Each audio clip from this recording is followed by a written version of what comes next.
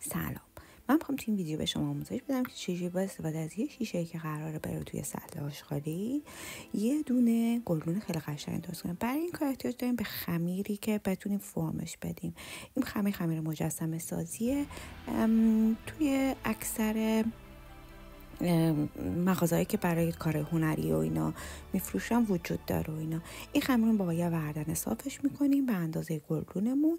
بعد دور گلدون میپیچیمش و سعی میکنیم که اون جاهایی که فاصله بین شیشه و خمیر هست و با فشار دست هواشو بگیریم و به گلدون بچسبونیم. همونجور که میبینیم من این کارو کردم و گذاشتم یه چند روز بمونه خوش بشه، در واقع یه روزی.